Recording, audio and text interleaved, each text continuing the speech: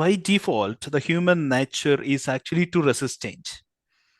I would say it's an evolutionary perspective because we don't like unknown things, which is something unfamiliar to us. We don't like it, right? If you wanted to become a good employer, okay, a very smart worker, you can first initially imagine that future self within you. Then what happens? The resistance will change. True. There won't be much resistance as before because I have a huge stage fear. I will never go to the stage usually.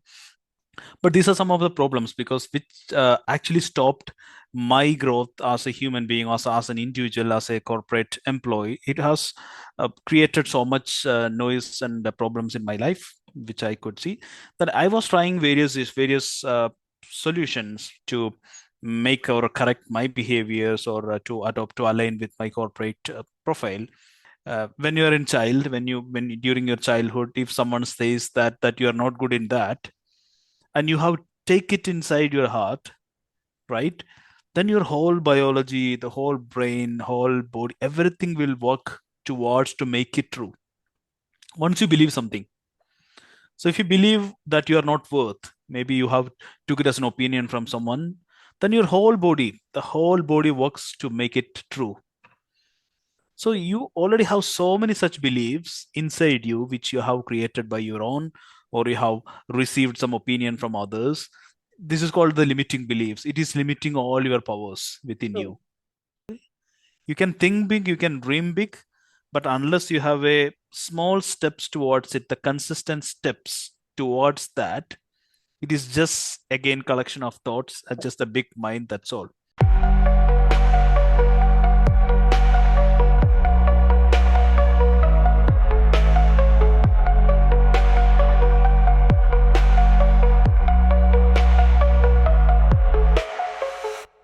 Hi, and welcome to Soul Velocity. I am Snehal Singh, your host, and I'm excited to take you on this incredible journey where we tap into the wisdom of entrepreneurs, authors, and creative visionaries, people who are transforming the world in ways we cannot even imagine. As the name suggests, Soul Velocity is all about finding that pivotal direction for your soul, mind, and body. A place where deep, real conversations ignite the fire to keep you moving forward. Right now, I'm thrilled to bring you a special series called as Voices and Verses 100 Authors and Countless Stories. This series is all about celebrating the writing world, connecting with authors, publishers, marketers, entrepreneurs, screenwriters, playwrights, and filmmakers who are shaping the stories that inspire us all.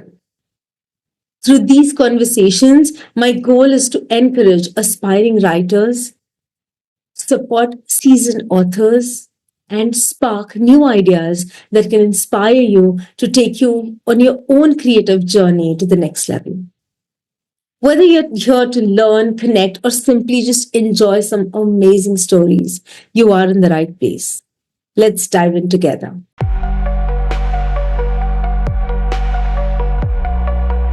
Welcome to another episode of Soul Velocity, where we're doing a special series of voices and verses 100 authors and countless stories. Today, we do have an amazing author with us who has very beautifully blended self help and fiction, non fiction and fiction together to narrate an amazing life changing story. Let's talk and deep dive into certain writing aspects, developing fictional characters, as well as understanding how to find balance in life at the same time. What does mindset actually mean? And look at what his perspective towards it is. So let's welcome Swathi Ambujakshan today for a conversation with us. And Swati, thank you so much for being here and giving us your time. You are, an author. You are also someone who is a techie in a way. So tell us a little bit more about who you are as a person and what you do, and then we'll jump into the conversation. Thank you, Snehal. Thank you so much for having me here.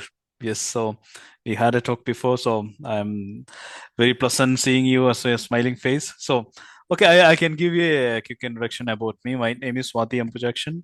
I'm actually an engineering manager in an IT company. It's a cybersecurity firm, and I'm a part-time author as well. I do write, and so I have recently published a book, as you know, the Soulful Techie. and I write for various magazines and newspapers, etc. So yeah, and I'm from Kerala. I'm coming from Kerala, but I'm settled in Bangalore, and yeah, living with family, happy life. Perfect. Thank you. That was a very short description, but you are definitely very expressive when it comes to writing. Yeah, Let's begin with, the thing that surprises me a bit, okay? Because when it comes to my connects, okay, this is me probably being judgmental or probably just experience. When I connect with people who suddenly come from an IT sector, okay, they're very techy, very logical minded, very much left brain driven, okay, where it is about facts and statistics and so on. From that, you being an imaginative person, how do you balance that? There are two sides of you that I personally see. exactly. Yeah, that's a good point, and I don't know. I think everyone has like two kind of brains, like an imaginary way of thinking. So basically, when I say about my intellectual brain, like if I say when I enter the work, I should more focus on my intelligence, right? I need to put logics, things, and etc. So probably the creation and this imaginary may not be working as effective as like when you do intellectual activities. Probably it happens based on the work and how the way how you handle things. Yeah, but when it comes to the writing, definitely you need to have an imaginary mind. You need to start thinking about various characters, then how they live in their own life. Yeah, so imagination is actually a good factor you have to become a writer, I would say. And yeah, I think it's when it is like when you're in office, you're an employee. When you come back to home, you're a family member. And when you write, you're an author. When you work on intelligent activities, it's a playing different roles based on the situations. That's all it is. Wow. Uh, so yes, and while you're doing that, see, I think change does play an important role in this. As you said, you're playing different roles, so you're changing yourself every time depending on the role that you play. But change can be daunting for many. So, from your perspective, what is that first step towards change? Because your book is also a little bit about changing life and changing perspectives and mindset and so on. So, what's your take on this? The first step to embrace change rather than resisting it. Yeah, um, it's a good question. And so for me, what I think the change, right? So by default, the human nature is actually to resist change. I would say it's an evolutionary perspective because we don't like unknown things, which is something unfamiliar to us. We don't like it, right? So you know that when we go to some restaurants, usually okay, I usually go to restaurants thinking that I will order something different today. Then actually I end up having the same thing usually. So somewhere inside we resist the change. Okay, so there is a fear factors always play a role in your life whenever you try to uh, become a part of a change. But what I feel that actually, so this is common. This is common for everyone. It's very difficult to adopt the change. But what I find is easy. You can imagine the change prior to that change already happens, right? You can do that. So, Hmm. for example, if you wanted to become a good employer, okay, a very smart worker, you can first initially imagine that future self within you. Then what happens? The resistance will change. True. There won't be much resistance as before because because I read it somewhere that your brain doesn't differentiate between the actual experience and the imaginations. True. So if you keep imagining something better, so you keep imagining about your future self for some time consistently, what happens in your subconscious mind? You are making a blueprint of you that it's not unknown uh, anymore, right? So you're familiar with that. So the resistance will be lesser compared to before. This is what I observed as well. So That is I hope true. that answers. Oh, it does. And it also reminds me that I need to start resisting change when it comes to restaurants because I genuinely have restaurant names and the menu fixed. So I know if I'm going here, that I'm ordering this, and I would not even look at the menu. It's like fixed. I have never explored. So that does show a little resistance within me as well for change. So thank you for bringing that up. So And probably uh, you can the next time before you visit a restaurant, you can imagine having a different food, and and then I think enjoying it too. enjoying it too. Feel it inside. Then you will end up having the different dishes for sure. Absolutely. And it's true, as in coming from, again, neuro-linguistic background or coaching background, or, what we keep talking about, law of attraction and so on. Everything does come down to what you said, which is visualization. That is, our mind is so amazing that it does not differentiate between imagination and reality. So if Yeah, I can change my reality by imagining the new one, I think that definitely works fantastic with, as you said, resisting change because it is now in your comfort zone because you have, future paced it so many times. yeah, So perfect. Thank that's you. true. Thank you for That's true. answering that.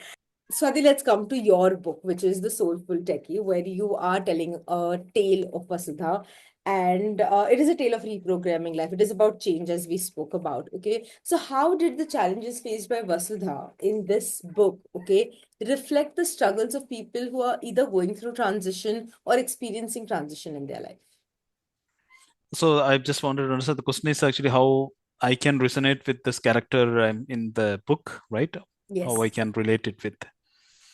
Yeah, so I could say that there are various chapters explaining different problems the people faces. So I have faced various issues with related to my subconscious mind because, to be honest, I am an introvert. I don't know if you can believe, but I'm very active nowadays in everywhere. But I'm an introvert. I used to be very afraid about the crowd, and I have a huge stage fear. I will never go to the stage usually.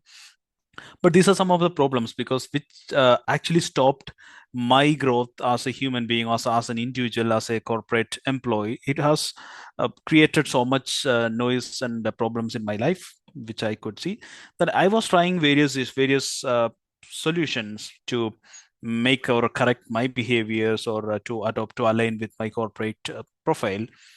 Then I found various practices. Then I tried to implement the various problems, various solutions, which I have noted in my book, like training your subconscious mind, change, do little bit things, improve, and but make a big habit, make your habit consistent, and make it part of your subconscious mind.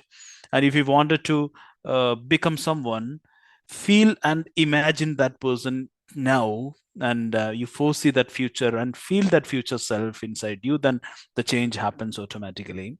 And I have also put some of the problems up because i'm I'm a spiritual person as well, because I follow Indian traditional spirituality, like the proper way of meditations, then the chakra healings, various other things, which I found is very which improved a lot of things in me. So I put that also together in the book to help others if there is anyone wanted to try it out.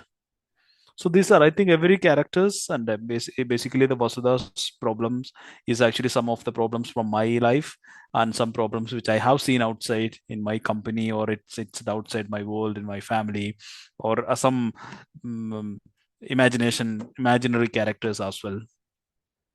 Hmm. So, uh, in a way you have narrated different types of experiences, okay, and as you said, that is why I had that surprise factor, that somebody who is kind of an introvert is very expressive when it comes to writing, but you mainly are spending most of your time with the IT industry in a way, okay. So what practical advice would you give to an IT professional or anyone who are navigating through a significant change or a personal change in their life, because there are many personal changes as well, whether it is somebody getting married is also a personal change, getting Mm, into a relationship is also a personal change, yeah. shifting a home is also a change, and at the same time there are significant career changes as well. So any practical advice that you would like to give anyone in the transition phase? Yeah, I think yeah, I can give something from my personal experiences. Maybe but it's not an advice, but I can just think from my perspective, from my life, what I found. So because I think I'm not that good to give advice to the people or something, because yeah, but what I understand, see, everyone has some power within, right? It's a huge power is it within, but it is limited by yourself. True. Yeah, it's because it's like this. So when you are in child, during your childhood, if someone says that you are not good in that, and you have take it inside your heart, right? Then your whole biology, the whole brain, whole body, everything will work towards to make it true. Once you believe something, so if you believe that you are not worth, maybe you have took it as an opinion from someone, then your whole body, the whole body works to make it true. So you already have so many such beliefs inside you, which you have created by your own, or you have received some opinion from others. This is called the limiting beliefs. It is limiting all your powers within True. you. So basically, you just need to figure out what is that beliefs you have there as a root belief inside you, which is blocking your success or the person you wanted to become. So you just need to identify these blocks, then work towards it. So there are different ways. I have put some of this ways there as well. How you can remove, avoid this limiting belief, and um, recreate something, or just erase it from your subconscious mind and put something better to empowers you. So I can say that actually it's not an advice, but this works very well. Just identifying your limiting beliefs, erase it, put something new which works for you, then it works well. Perfect. Very well said. Because I think at the end, every decision we take does depend on the beliefs that we hold, knowingly or unknowingly, and that's how we are even filtering out the information that we're getting out from this, this world. Again, when we are talking about Vasudha's journey or the entire, book overall, I feel that you have highlighted a particular mindset, a critical factor of this book has been mindset. Okay, and very specifically, growth mindset. So, what exactly is growth mindset? Why is it so essential, according to you? According to me, because growth is something everyone expects all the time, right? Okay, so if you see the human perspective, everyone expect better results, right? If you're going for a movie show, you expect it to be better. It should be good. If you're watching a song, or if you're going for an event, there's a singer comes, you expect a very good performance from them, because you yourself always have that better expectation from everyone, and you also has that growth. That's why you have so many role models. Because why we have role models? Because why you admire people? Because you have that quality already inside you, but they have developed it, you did not.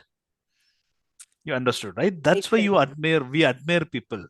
So if you take five people whom you admire, definitely you can find the qualities which already knew, but you haven't developed it yet. True. And that's why it's important to have that growth mindset. You have to align with your inner expectations to become a better version of yourself. Then you make your life more meaningful. Makes sense, isn't it? Yes, yes, absolutely. And in a way, you did talk about, you are an average of five people you spend most time with. So, observing people around and, collecting from there definitely is there. But just to follow up with this question, okay, growth mindset, think big mindset, are they different according to you, or are they same? Yeah, can you say that again? Growth mindset or think big? Because there's this think big also is another mindset that nowadays a lot of people are talking about. So, are they different? Are they similar? So okay, so maybe I have a different opinion. Okay, maybe I'll just tell my perspective. See, this mind, right? When you say mind, which actually doesn't exist, it's not something exist, isn't it? True. you there is nothing called the big mind or a small mind. There is only mind. Okay, so for me the mind is just the collection of thoughts. That's all. It doesn't exist. You cannot say where it is, right? You cannot say where is mind in your body, right? So it is something, a collective thoughts is what I say. It's mind. So when you say big mind, maybe it is actually collection of thoughts which is more aligned with your concepts of big, right? How you think actually big as a human being, or what level you can go as a human being. You can think based on that. So based on your perspective, you can define what is big and what is small, Mm-hmm. right? So it's a perception that it is always depends on the individuals. So but everyone's thinks big usually because you have huge expectation, dreams, everyone's within them, so they're always thinking big. But what happens, there is no actions, or what happens, there is no proper plans how to be there. You can think big, you can dream big, but unless you have a small steps towards it, the consistent steps towards that, it is just again collection of thoughts and just a big mind, that's all. But I you don't become that. love the way you have put it.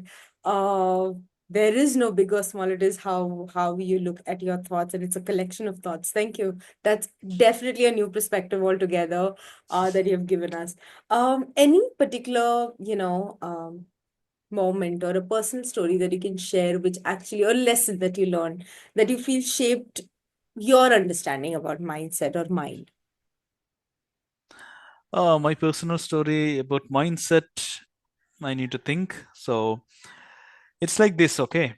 Um, as I said, right? I was not a very emotionally stable personality before, right? Because I was very sensitive and I was an introvert. I even felt that I was not even worth living my life. I had that kind of attitude when I was like very young. Mm-hmm. I could say that I was a complete disaster. Okay, whatever I do end up in failures. Yeah. So then what happens? There are so much things happen in my life. I would say that the my when my parents passed away, it was a disaster for me. So it was something unexpected. It happened in a very bad way. Then when there are a couple of incidents happen in the loop, then I understood these problems. When you have a problems in your life, when the problems are so much bigger, you become more resilient and you become more stable. So then what happens when hear some bad news nowadays, I don't feel anything, because once you have experienced something bigger in your life, it's like you don't your emotional stability or your resilience will become very matured enough to handle anything in your life. True. So what I could say that I did not do so many things. Yeah, definitely I did so many things to improve my emotional stability, like meditating. So I'm doing different practices since almost couple of years. It's like spiritual practices, meditations to make it more stable. And I always feel calm inside. Okay, I always feel that calmness always in my inside because of these practices. But I would also add a point that these kind of incidents in the life will add so much value to your life as well. That will make you more emotionally stable. And I have experienced it. Wow. Thank you. Thank you for sharing that. I think it's the moments that actually, as you said, that create a part of our personality, like resilience, patience. I think they get developed when we are faced with challenges, and it does develop a character as well. But uh, are there any biggest, misconceptions that you feel people have about changing mindset? And if they do, then how can one overcome that? So maybe I think I will repeat it again because the changing mindset, right? What I feel. So this mindset is basically thoughts, right? It's collection of thoughts. So this collection of thoughts, these thoughts are coming from what? It's from your experience, right? From your experience, the knowledge you have gathered, right? The people you met. So all these experience together create a blueprint in you, True. and that's the root of your thoughts, Correct. right?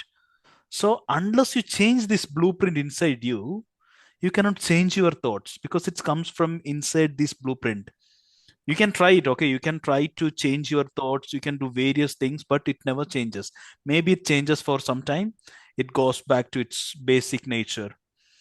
So unless you change your blueprint inside you, which is basically the blueprint of your subconscious mind, you cannot really change your thought. You cannot change your mindset, and you cannot change your reality, your destiny, your surroundings. No, it won't happen. This is what I understand. How do I change my subconscious blueprint? Like, what is the first starting point? Give us a starting point. Okay, so according to me, there are various ways. Okay, so your subconscious mind are actually with so many belief systems, right? So it's a programs which you already written. So you can if it is a program, which means it is programmed by you.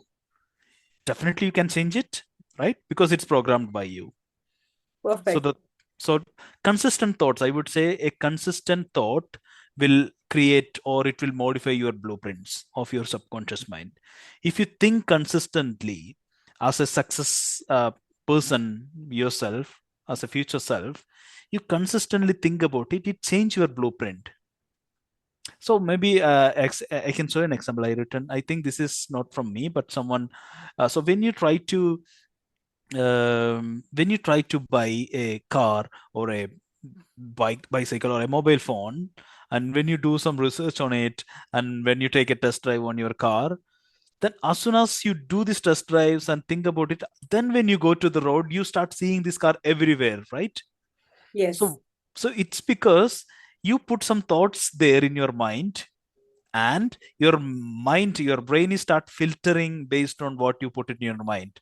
When Yes. you see things around, it's going to be different then. Yeah. So that's how you start changing your blueprint inside your subconscious mind. So consistent thoughts become part of your subconscious mind. So you change, you observe your thought, make a difference in your thought, make it consistent, then your subconscious blueprint on the program starts changing. Very beautifully said, a very simplified version. Because in scientific language, what you're talking about is also something called as RAS of our brain, the reticular Yeah. activating system. Yeah. It's this tiny in part in our brain which works like a bundle of neurons whose Yeah. job is to filter out things. Okay. Certainly. So what you give it as a filter is how it will focus. And then you know exactly what you said. The moment I buy a car or take that test drive, then I see only that car because now I've given my brain a filter saying this is what I'm looking for. And then it says, okay, here you go. And it'll keep Certainly. presenting that same information which already existed, but earlier the filter was different. Um, Because you also, maybe yes, to add a point, right? For example, mostly, right, we have a problem focused mindset. So when we have problems, we focus on the problems and yeah, we think about problems, we discuss about the problems, right? Then what happens? The problems become part of our subconscious mind, not the solution. Makes sense, right? So yes. if you keep thinking and discussing about the solutions, how we can avoid that and how we can fix that things, your, as you said, your reticular activation system start filtering the solutions, or it finds the way to solve the problems. True. But usually what happens when we have a problem, we start discussing the problems, we go more deeper into that problems and create more that problem in your life. Your reality will be more again problems and problems again, right? Absolutely. Misery loves company. And when we are talking about problems, we'll find people who would love to talk about problems. Sadly, yes. Again, that is again the RAS that is at key. Swati is so amazing at breaking down things and simplifying and simplifying even concepts as hard as mindset, which are very simplified, like within few seconds right now. So what made you choose a fictional character to narrate this story? Because Okay. you're amazing. Like if you would have written it in a self-help format as well, I would have definitely read it. You're simplifying it so beautifully, a step-by-step approach. So uh, what inspired you for creating a character of Vasudha, instead of a traditional self-help approach? Okay, so it's like this. Okay, even I do read self-help books a lot, but it's most of them are advices, right? There are advices. It's a so many advices and how you can do things, but what I find is a gap is there is no real case scenarios. So when you end up in a situation, how you can respond to that, how you fix that problem. So what Vasudha is doing, actually she's going through her own life, she's facing the problems which usually everyone faces. Then I'm trying to add a problem based on these learnings, the teachings or the self-help books usually does. It's nothing new, okay, it's not nothing new. Basically these are already there, all these solutions are already there.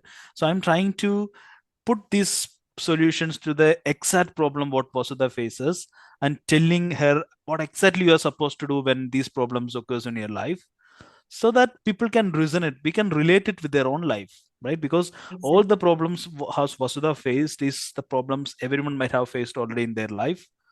So it is easy for them to understand it. It is easy for them to resonate with that characters and apply these learnings in their own life. So this is one. And when it comes as a story, everyone likes story, right? So Yeah. when it comes as a story, putting little bit in between as a life lessons, along with the story reading, it will digest inside. So that's what I thought, this probably this approach would work better for everyone. And it definitely has, like, you pretty much answered the question that I had in my mind, which is how does storytelling actually help a reader internalize the lessons that in a better way. uh, while you have been writing, are there any specific moments or character in this book that mirrored your own life or experiences, or was it all imaginative? How did it work? No, so actually, there is nothing much from my life. Yeah, there are few factors which I already mentioned, like how we change your subconscious mind patterns, etc. But the majority of the stories comes from some of the characters I have seen outside. So I Mm. have taken a few people from my office. Okay, so I have seen few people struggling with the experiences which I have mentioned in the book. Then I have seen a few people around my family. So I try to combine these experiences and put it into the characters, and try to. It's completely an imaginary character, but the experiences or the problems she face, it's common, which you will see outside all the time. Interesting. uh so how did writing happen for you? Like, as you said, it's you are an introvert person, and I'm pretty sure you felt like there is a story that you want to tell. Okay, there are many people that I also come across who have this dream of one day telling their story, one day sharing something that they have done. So what advice would you give to someone who feels like they have a story that they want to tell, but they're unsure where to start? So what would you recommend? So you mean just writing or just speaking out loud, or? Either ways, but to share the story, I think the starting point is where mostly the challenge is. Once a person starts sharing, there is no challenge there. uh Hmm. but it's that space between, I know I have a story and Yeah. I know I want to tell it, but I'm unsure if there is anyone who's going to listen, or whatever. That unsurety comes from somewhere. So where do they start? Let's take Okay. writing as Hmm. an example, or even using Maybe. Yeah. social media platforms as storytelling. So usually what happens, right? This people who has an introvert mindset, they don't express too much. True. And what I found, even as an introvert, so since you're not expressing too many things, or you already have a tendency to express it, but it's not happening because you have this fear factors, or you are image conscious, and there are various factors blocking you. Then when you write, right, when you're writing, these factors are not bothering you, right? You Hmm. can express as much as. So that's when I found, if there are people who are introvert, when they start express writing, by expressing it by writing, the all expressions come as a very good creations. So if you see, maybe it's a feel, but if introverts try to express their feelings as a writing in a book or something, you will see it's become exceptional, because it has that the stress they had because they couldn't express it to the audience outside. Everything will be there in the book as a better creations. The creation, So I agree. Wow, that also answers many, many, many aspects of why there are many writers who are introverts. But I think that was my starting point as writing as well. Yeah, I used to feel I can't express. I used to feel I'm nobody to say anything. So the only way to vent it out was write it out, and that's where the journey actually began. yeah, exactly. And that actually takes me to the next question, which is writing often requires vulnerability. As you said, there is either a pain, there is something that you want to express, and it's suppressing, and that vulnerability somewhere comes down on paper. So how did you balance being authentic while you're crafting a very engaging story? Because this book, I know I have read it in one go, okay, which generally is not my thing when it comes to fictional reading. So how did you balance authenticity while you were also creating an engaging story? So what was that actually the question is? So writing does require of vulnerability and expression. You have also taken stories which you have observed from your own Yeah. environments, okay? But while those stories, of course, had juice comes from vulnerability. How did you balance keeping the authenticity of that thing and also giving it an imaginative, character? So were there any techniques you used, or was there something in your mind that I have to go this way? What was it? No, so it's when I was started writing this book, right? So first, what I did is I created a structure for the book, right? What I am supposed to write. And I would say I did not actually write this book completely. The 70% of the book is actually I was speaking it loud. For example, I travel to office, right? It takes almost 1 hour one side, so it's 2 hours I'm just spending in the commute. And what I do, I have that structure in my mind. I just speak out loud. Whatever comes to my mind, I'll just speak it out. Then I will just give a structure to that. That's what I was doing to write this book. So 70% of the book comes from that perspective. Mhm. Then it comes to the imaginary part, right? So the most of these characters or the scenarios is come as an intuition to me. So I spend dedicated time to tune my intuitions to see, because I create a spot, I put just a scenario in my mind, and I just give it my intuition. So there are various practices I use to tune my intuitions. Then I get the answers automatically. I get some problems, I get some solutions for that, and I get some incidents. Even the climax chapter, this also came from an intuitions basically. So nothing. So you can tune it. You can tune and you can get so many answers if you tune your intuitions properly. So that's how I also got so many answers to write the book. Now I'm a little curious. Give us one or two tips of tuning into intuition. Uh, it's incredible that you're actually talking about it, because that's the kind of writer I am as well. So how to tune in. Okay, so maybe I would say the woman, right, has more intuitive power. I think it's a difference in the creation or something. The woman has that intuitions already working for them. But maybe I can give you the technique which I used to use from maybe just before your bed, right? Mm-hmm. Keep all your thoughts away. Okay, if you're writing, maybe this is something I heard Shakespeare used to do as well. And before you go to bed, if you wanted to write about something, just imagine you wanted to write a story. It's an imaginary story, it's going to be creations. So you set the spot, right? You put the character, okay, where it has to happen. Maybe it has to happen in a flight, it Mm-hmm. has to happen between these people. You keep that scenario in your mind, then you ask your intuitive mind to give a content, Mm-hmm. right? Then think about the content. Okay, you keep thinking about actually a creative content, then you sleep. Don't think anything else. You keep about that content, keep about that a very unique content out of this scenario, then you sleep. Let your subconscious mind, let your intuitions works when you sleep. Then Mm-hmm. as soon as you wake up in the morning, the first thing you need to do is actually just recollect that scenario. Something starts coming pop up in your mind. You'll get some ideas immediately. That is how intuition works. Wow. Maybe you can try this way also. Okay, you take some numbers. Okay, 33 into 66. Don't multiply yourself. Put that calculations in your mind when you sleep. Just before you sleep, keep thinking about the answers for that two-digit numbers. When you wake up in the morning, you can tune to that solution. Immediately, a solution will come to your mind. Wow. The intuitions can even do the calculations for yourself. That is an amazing one. Thank you, thank you, thank you for sharing. And I think it was Shakespeare because I have heard that too.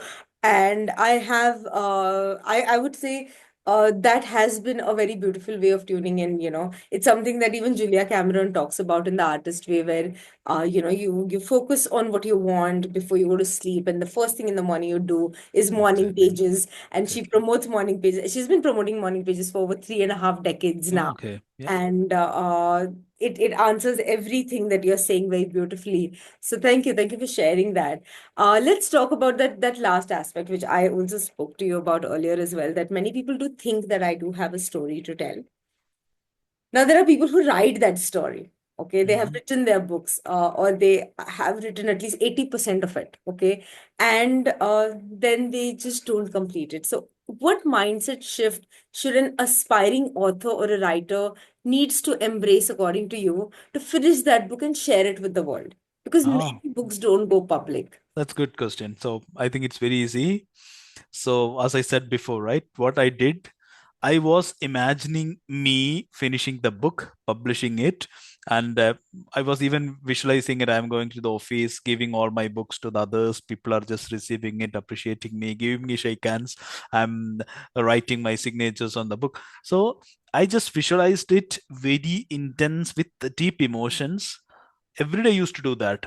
I was already imagining and visualizing the finishing and the book and how it should happen, where it should happen, and how I should be recognized when I write this book. So I had that clear intentions inside me as a visualizations.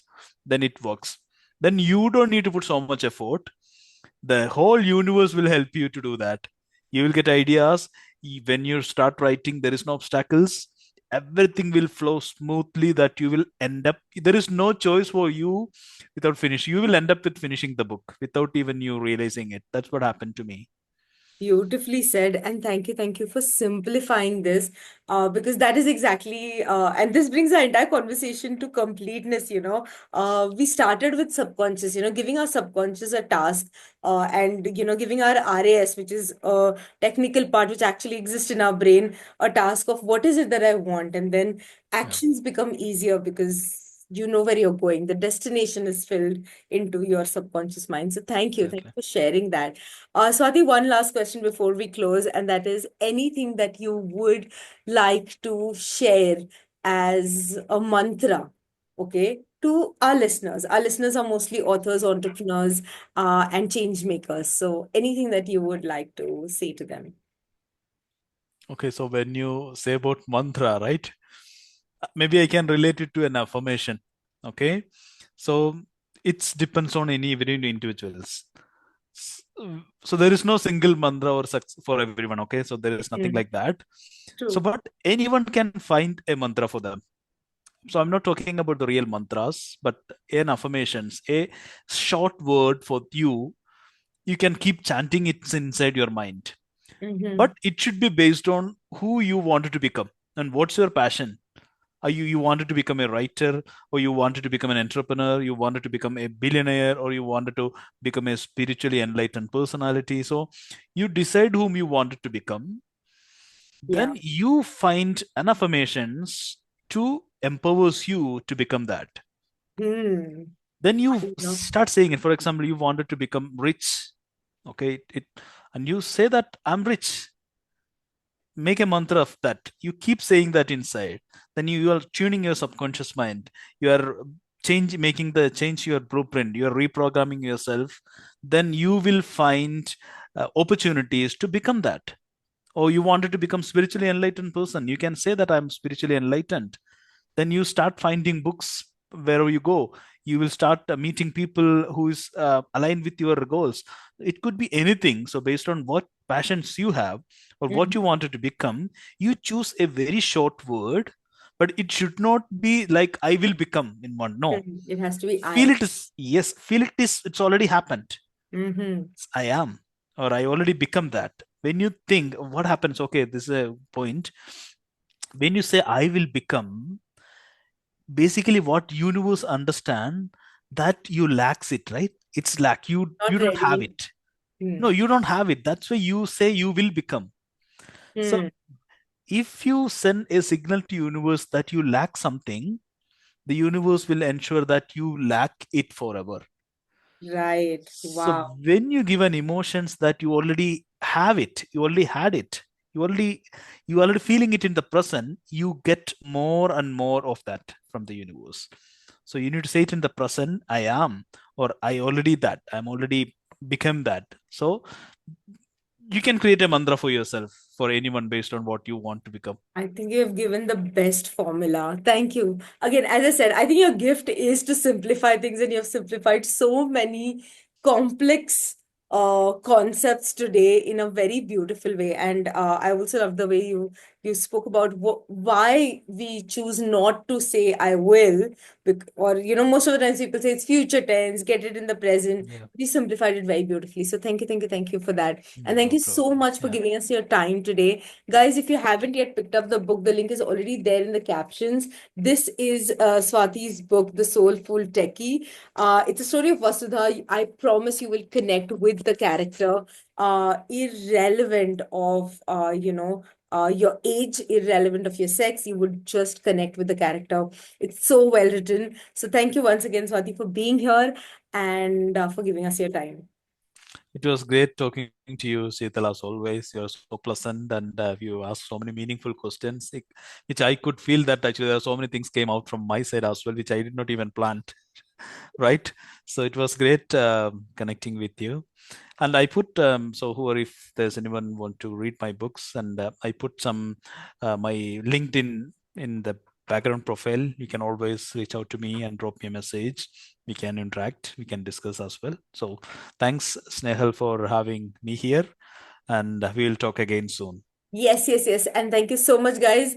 As I always say, we all are born abundant. All we need to do is claim that abundance by taking one step at a time. So let's take that one step today. I will see you very soon.